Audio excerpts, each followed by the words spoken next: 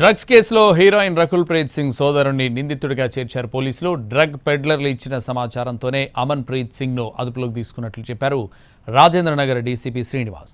Blood urine samples సేకరించామని తెలిపారు. Remand రిపోర్ట్లో A14 గా చేర్చామంటున్న డీసీపీ శ్రీనివాస్తో మా ప్రతినిధి Ramesh Vaitla face to face.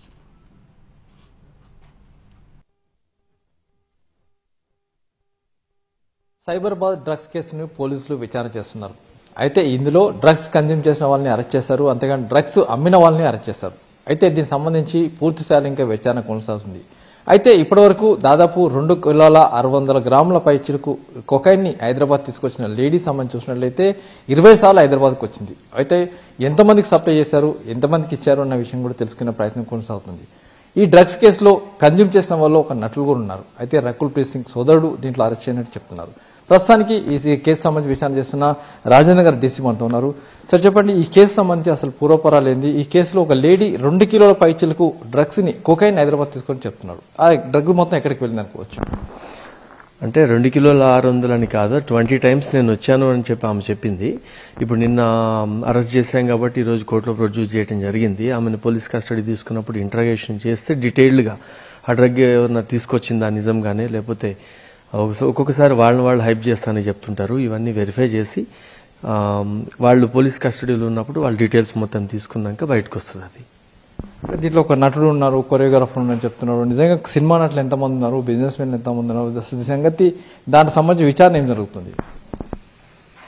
అంటే వాళ్ళ బ్యాక్గ్రౌండ్ గురించి తక్కువ వెరిఫై చేస్తుంటాము. వాళ్ళ involvement with regard to this case, ఈ కేసులో ఏంటనేది మాకు ముఖ్యం.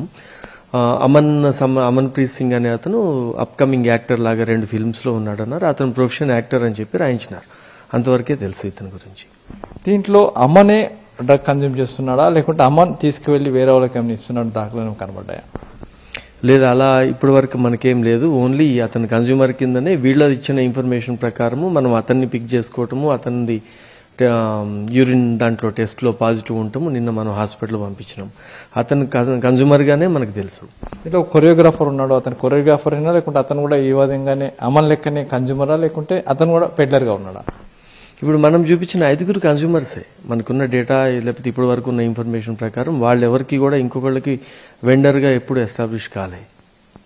దీంట్లో ఇప్పుడు మీరు చేసినది 5 చేస్తే 5 పాజిటివ్ వచ్చింది. దీని తర్వాత మీరు యాజ్ పర్ ప్రొసీజర్ ప్రకారం ఫోరెన్సిక్ చేస్తారు, లేకుంటే ఫోరెన్సిక్ కూడా పంపిస్తుంటారు. నిజంగా ప్రొసీజర్ ఎట్లా ఉంటుంది? అంటే టెంటేటివ్లీ ఒక నిర్ధారణ కోసము మన దగ్గర ఉన్న కిట్లో యూరిన్ టెస్ట్ చేసినప్పుడు అతనికి గాంజా పాజిటివా లేకపోతే కొకైన్ పాజిటివ్ అనేది వస్తుంది. నిన్న వీళ్ళకి కొకైన్ పాజిటివ్ వచ్చింది. వీళ్ళని మళ్ళీ దీనికి ఆథెంటిసిటీ కోసం గవర్నమెంట్ హాస్పిటల్కి పంపించి వాళ్ళ బ్లడ్ శాంపిల్ తీసుకొని FSLకి పంపుతాము. అక్కడ రిపోర్ట్ కూడా వస్తుంది. అది కోర్టులో దాన్ని కూడా సబ్మిట్ చేస్తాం. వీళ్ళందరూ కన్జ్యూమర్స్ సింపుల్గా ఇది వీళ్ళు వేరు, పెడ్లర్స్ వేరు.